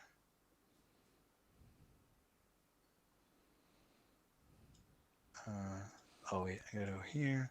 So with this cleanse, like, could you maybe elaborate a little bit about it? Sure. So basically, you have the liver. The liver is the kitchen sponge of the body. Okay? And all the blood is filtered by the liver. Now, people think that the kidneys filter the blood. What the kidneys do is monitor the levels of the essential elements of the blood. So, salts, hormones, things that are supposed to be in the blood, your kidneys like making sure you have the right levels. The liver is the sponge, gets rid of the gunk, the trash, everything that's not supposed to be in the blood gets filtered by the liver and gets put into bile, gets turned into bile, which is then stored in the bile bladder or the gallbladder. Sorry to be like, what is bio? What is that specific? Bile, it's like a liquid, almost like an olive oil Just like texture. gunk. Yeah, it's like a thick, like it's kind of greenish. Yeah. And a little cloudy. And it's stored in the bile bladder, which comes out of the liver. If you look up, the pictures of the liver, Yeah. what it basically looks like is an inverted tree. Yeah.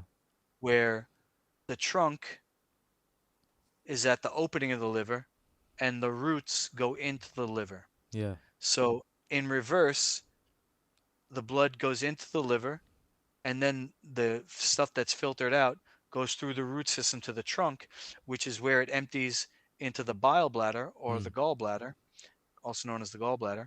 And now the gallbladder holds on to the bile until you eat something, or in the middle of the day, you have kind of like the high tide, because our body operates on something called a circadian rhythm. Yeah. Or an ultradian rhythm. Ultradian means it happens multiple times throughout the day. So in the middle of the day, the body releases the most bile. It's just kind of like, just kind of squirts it out. And that's because through the millions and billions of years of evolution, we woke up in the morning. We did not have a refrigerator. We had to go out, get food, bring it back to the tribe, as a social animal. That's how we became the apex, working together in groups. So brought it back together, and then we ate in the middle of the day, and we're able to rest and kind of tuck in when it starts to get dark out. We didn't have artificial light. For the first huge part of our evolution, we didn't have fire. We're just animals. Great apes, so to speak. So, our bodies evolved to have the greatest digestive force in the middle of the day. About 2 p.m. You can measure it. So anyway, because of the modern lifestyle, the bile becomes congealed. So instead of an oil, it's more like a wax. And so the liver gets gunked up, blocked up. And instead of having a faucet that turns on, which is the bile bladder opening up, you have kind of like a trickle, a low digestive force. Now, bile is the primary force that moves the food through the intestine.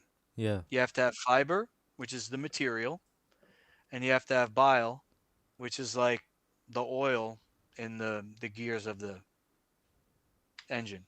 You know, Yeah. if you don't have bile, food is just kind of like too dry. There's no lube. There's no I get you. chemical force for the microbes which line the intestine.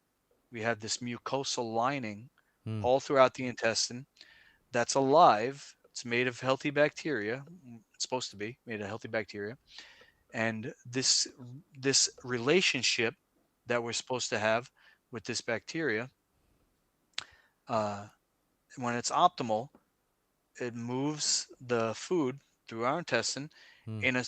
in a certain time frame Mm. where as the food decomposes, like everything does, Mm. breaks down, rots, whatever in nature, Mm. you have like a compost bin, the food breaks down. You have a similar situation in your gut, and the food comes out in a certain time frame, and the breakdown of the food gives us the nutrition because the bacteria on the mucosal lining Mm. takes the nutrition and gives it to us. We don't absorb food. We actually absorb the byproduct of the bacteria that eats the food. Okay. Okay, you can learn that by looking into what happens in the soil. There's a great movie called Kiss the Ground, Mm. which is all about regenerative farming and no-till farming, where they just plant right into the ground. They don't dig up the soil because that disrupts the microbes, the healthy bacteria. And the same thing happens on the roots of a plant. We have these bacterias that live on the outside of the roots, and the roots absorb their nutrition from the bacteria. They don't absorb anything from the soil. Yeah. That's the same relationship in our gut. Okay, so now when you have this blocked liver, which everybody does because most people are actually born jaundiced, Mm. which is a sign that the liver isn't able to empty itself, and the fecal matter is deposited back into the skin to protect the internal organs. You can't have this stuff in the bloodstream because you die if you have sepsis. Yes. Yeah. So when a baby's born jaundiced, it's actually fecal matter that's been deposited in the skin, Okay. and they put them under the heat lamps or the red light, whatever it is, and eventually it goes away. But everybody is most everybody is born in with this condition because mom, our mom, is living in the modern world. We're Mm. very far from the environment that we evolved in. Mm. Long story short, what we could do is we can cleanse the liver, we can flush the liver, and if you want to look it up, you can look up olive oil and lemon liver flush, and you'll see pictures of these what they call stones, gallstones or bile stones that come out of first the bile bladder because that's the opening, and then the liver. You do consecutive flushes over the course of it could be 10 to 50 flushes depending on how consistent you are, depending on several factors, but I've done over 50 flushes in my life, and now I do it kind of seasonally. Yeah. I'm pretty due for one soon. But if you don't flush your liver, what happens is the food takes too long Yeah. to evacuate, and you end up with the material that's too decomposed Yeah. and an overgrowth or too much bacteria. Even if it's health food, you're only supposed to have a certain amount of bacteria. And so if you have too much, these organisms are alive. Bacteria are alive. They eat and poop. Mm. So you end up with something called a mycotoxin, which is the poop of the bacteria. And because the mycotoxin is a nerve constrictor, and our gut has more nerve endings than the spine. Hmm. Okay, there's actually more nerves connected to the gut than there is to the brain True. for our body. I didn't know that. That's why they That's wild. that's why they call it the brain of the gut. Yeah. That's why people have intuition about things, and there's a whole science that's kind of like blossoming now. Hmm. Just within the past 5 to 10 years, people are learning about it. But it's called the 10,000 headed monster because there's so many different conditions that can come about from this uh, liver occlusion. Anything from dry skin to arthritis to mental conditions to heart disease.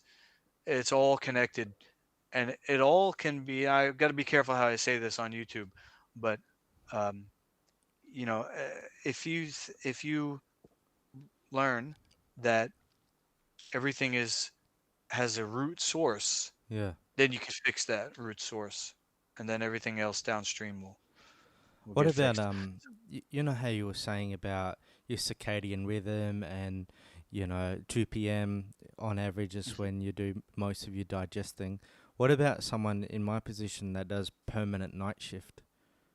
Yeah. Would it still be the Well, same and just regardless of when you are able to eat, the the best thing I would say for you is to look into something called a monophasic lifestyle, which okay? is also known as one meal a day.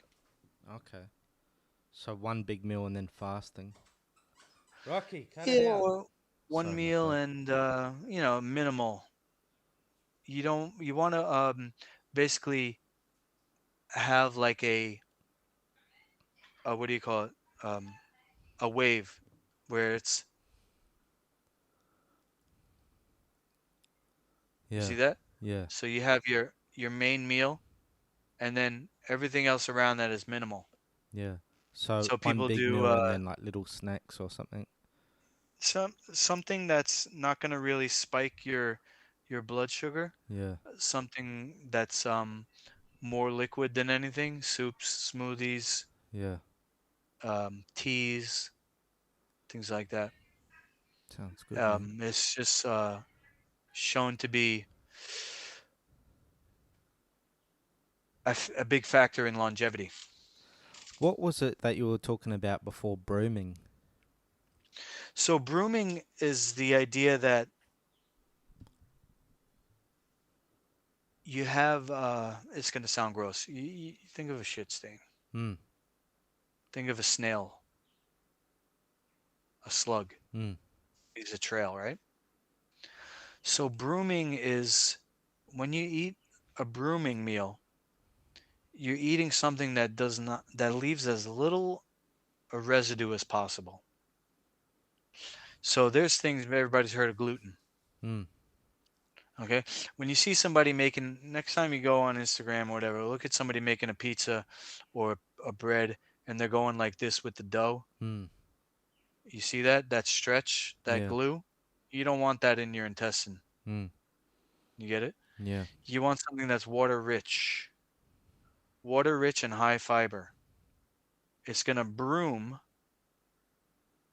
your intestines. It's like sweeping the floor. Yeah. I see what you're saying. Right? And a movie you might look into, What the Health. What the health? Yeah, it's free on YouTube.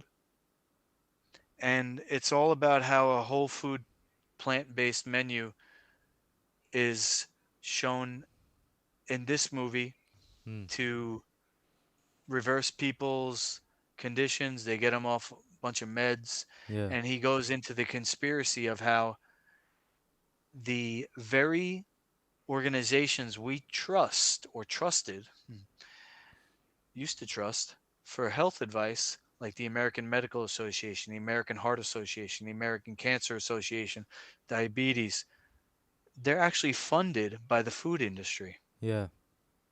And this guy tries to go into the offices and speak to the higher ups.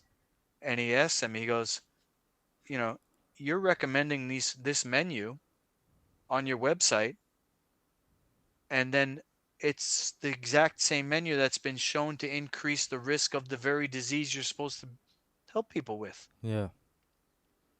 And, he gets thrown out of several offices. Nobody wants to talk to I'll him definitely because, check it out. it is a conspiracy. What? As much as people don't want to admit it, we're um, in a world of consumerism. Yeah. And at the end of the day, James, you're my brother, Thanks, brother. I but appreciate both of us are just a number to these companies. it. Yeah, At the bottom 100%. line, it's a Yeah. number on the bottom. Yeah. And they have people working, or maybe it's not even people anymore. Maybe they have AI that measures the cost to profit. Yeah. We're going to release this product. We're going to get sued for this much money for the damages that it causes people, Mm. but we're going to make this much out of it Mm. before we get sued. We're still going to be in the black. How's that? So Let's go for it. exactly the same as Big Pharma and all that. Bloody Yep, and that's what about a your big thing. opinion? You're like, are you against red meat or are you against meat in general? Because you're just Well, you're like you're vegan. Is that correct? Or you're like what sort of yeah. eating habits? So one of my websites is called Life Food Certified. Yeah. Life food is a term originated by my teacher, Dr. David Jubb. When he got into the health food, Mm. the cutting edge was called living food. Mm. And what they had at the time was called phase contrast microscope. So to this day, in the modern medical system, they Mm. only use the stained slides, which is equivalent to a picture. Mm. When they look at blood, they can only see a picture. And I believe it's on purpose. They don't want to reveal the truth. But when you use phase contrast, also known as dark field microscopy, Mm. you put a drop of blood down and you're watching the blood alive, still alive for, I don't know, however long it lasts, 5, 10 minutes. So Dr. Jubb was one of the first scientists in America to use this technology.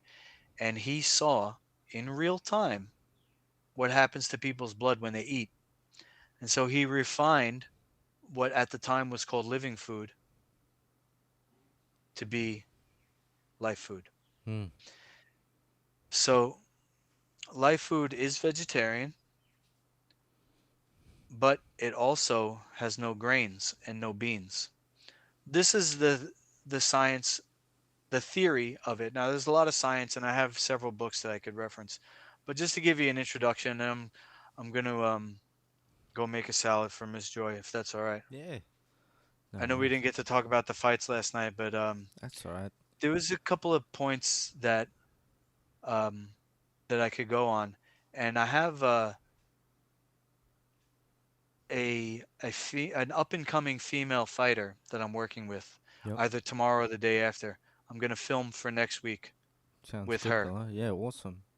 She, I'm shocked that she did not have a management team because this girl is like she's got the look and she's got the skill. She's like a diamond in the rough. Yeah. Nice.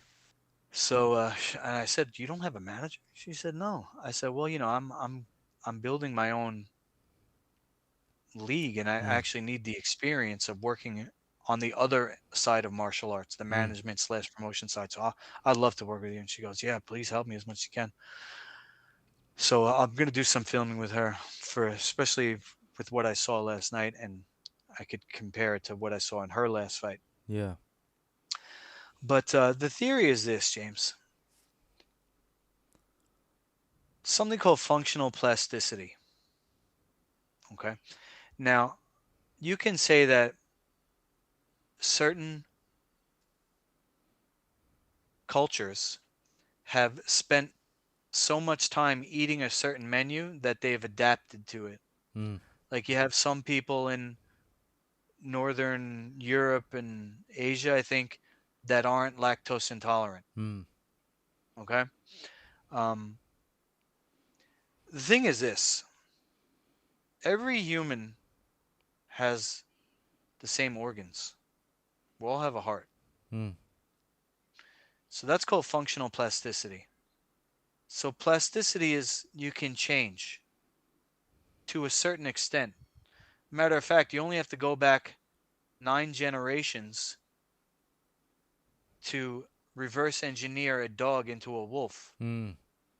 It only takes 9 generations to That's right. change the modern dog from a wolf. It's a theory, right? I'm saying, But still, repeating the what I fact that all these different heard, breeds come from wolves is still wild in right? itself. Yeah. So we could go far back to where we all come from the same mother Mm. as a human animal. And so Life Food Certified is the core menu for all human animals. And when you eliminate all of the new foods, Mm. you can get back to our original state, which is emptiness, which is health. Mm. We're born healthy. Should be born healthy. You know, we live in a toxic environment world now, so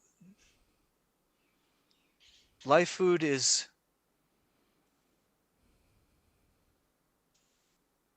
it's the original menu.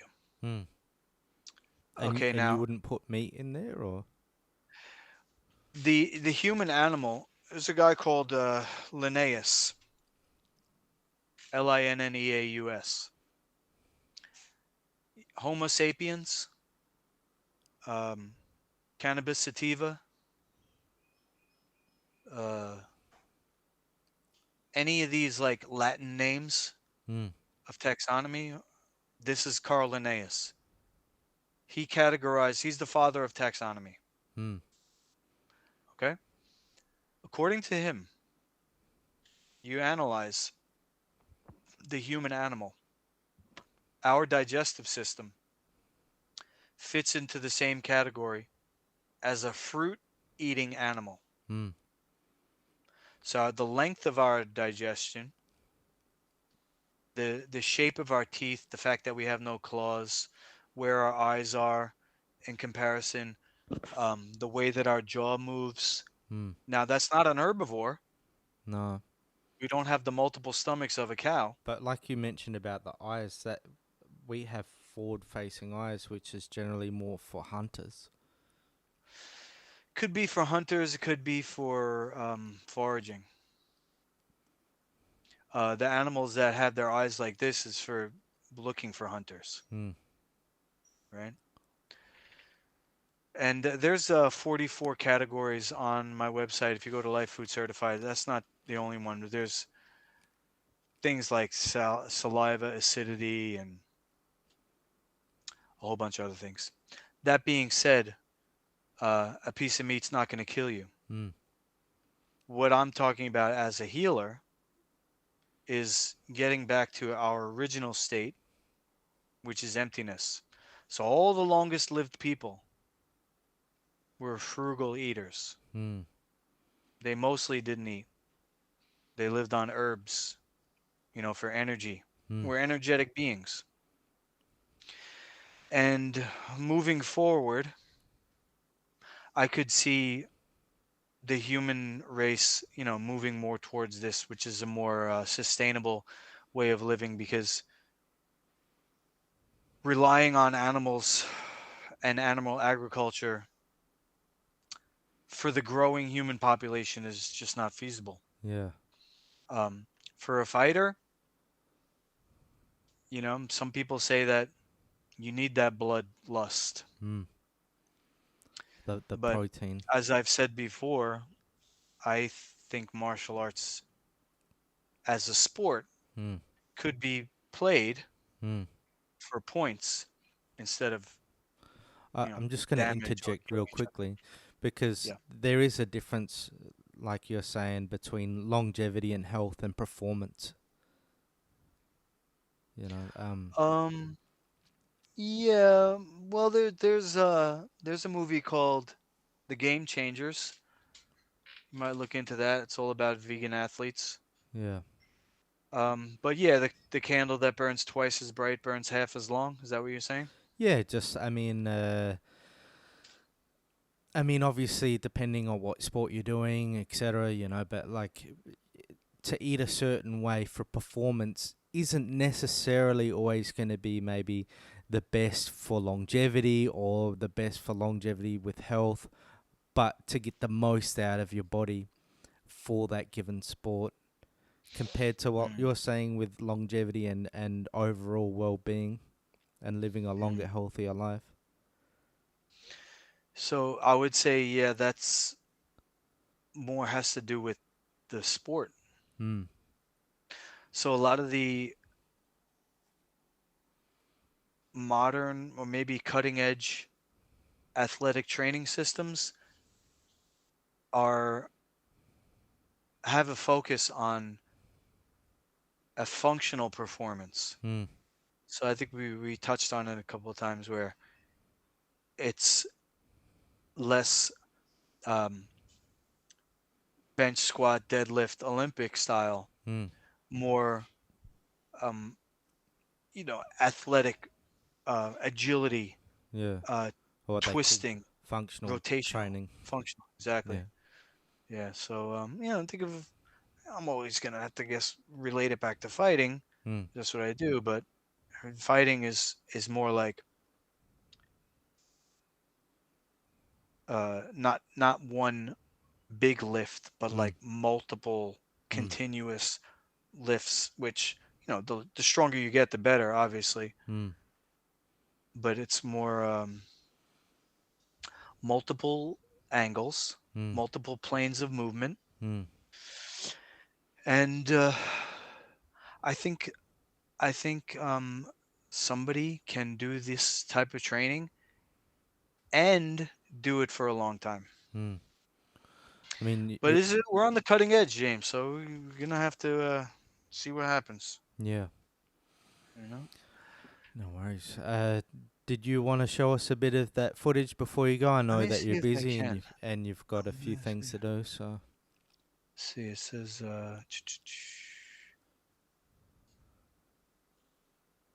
there was a share screen. Here we go. Share my screen. Okay. How's that? Can you see it? yep. Oh, nice. Okay. So this is the raw footage with my vocals. I didn't put the music in. That's the only thing. Yeah. All right. It's a 5-minute video, and this is what I'm gonna shop around to schools at first, and also equipment companies because I'm trying to get this special vacuum Mm. to make the cleaning easier. Ready? Yep. Content warning. This video contains discussion of mental health crises and suicide. Can you hear that? Yeah. Yep. All good. Okay. Okay. Viewer discretion is advised. Matt Kemper left this physical world on January 5th, 2023. His sister, Amy Sue, a traditional medicine practitioner on the East Coast United States, reached out for help. Social media is my only hope right now. So thank you very much. Keep the hashtag going. Find Matt Kemper. And I'm so grateful. Let's keep this going. So we drove across the country for 3 days to retrieve Matt's belongings from his house near the Grand Canyon. I'm not trying to say I know what you went through. My family's still alive. They just don't talk to me. I left Ultimate Fighting with brain injury, ended up divorced and homeless, and I hung myself twice when I couldn't see my sons anymore. This is Matt Kemper's vacuum. It made the trip back to New York. I believe he left it for me. Maybe they were right about me. Maybe I'm Master Lukey's League of Champions. And to promote this new regulation, I'm starting a tour called The Safest Way. Matt Kemper is coming with me. This is scrubbing and removal of the muck. Actual cleaning instead of just sanitizing or disinfecting with chemicals that are left on the mats. Octyl decyl dimethyl ammonium chloride, dioctyl dimethyl ammonium chloride, dioctyl dimethyl ammonium chloride, didecyl dimethyl ammonium chloride, alkyl dimethyl benzyl ammonium chloride. Now, I can't say that one of the greatest grapplers in history got cancer from spending his life since a young age constantly exposed to these toxic chemicals that do come with warning labels. And I also can't say that I think I got cancer from cleaning the mats every day and then swimming on them every night. Chemicals end up on everyone's skin and in everyone's body.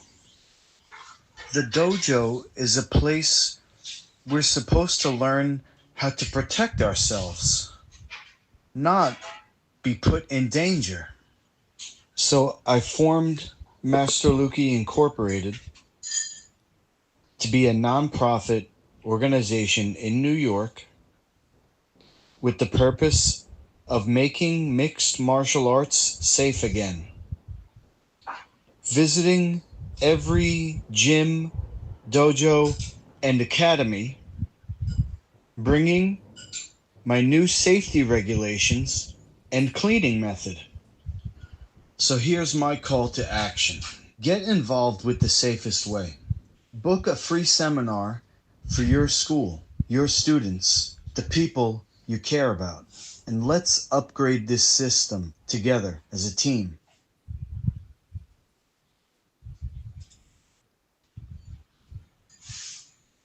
That's it. Hello, man. Good stuff. Am I back on your screen? You're back, brother. Looking out for the next generation of athletes, huh? It's cool, man. Thank you, bro. Oh. It's not just the next generation, you know. I gotta have a way to survive, man. I can't just like walk away. Hmm. You know, it's just my whole life since I'm 15. That's double the amount of time that I'm 45 now. So it's first 15 years Yeah. cartoons, the next 30 Yeah. martial arts. So I don't know anything else. I mean, I guess I could, but I think that like there's. you said, Sorry, go on. it's like responsibility. Yeah. I You mean, know, I see a problem, you can't just let it be like that. you got good ideas. I mean, and not only the good ideas, it's good for people as well. You know, we gotta make it happen, man. You know, you gotta get this rolling. We gotta get this book out there. I'm keen to check out this book. Okay. We gotta set a timeline and make these things happen, brother. We gotta All get right, this mate. ball rolling. I'm doing my best, but I appreciate you. You know, you give me motivation, and Yeah. every Sunday I look forward to it, Thanks, brother. or Me every too. Monday, I should say.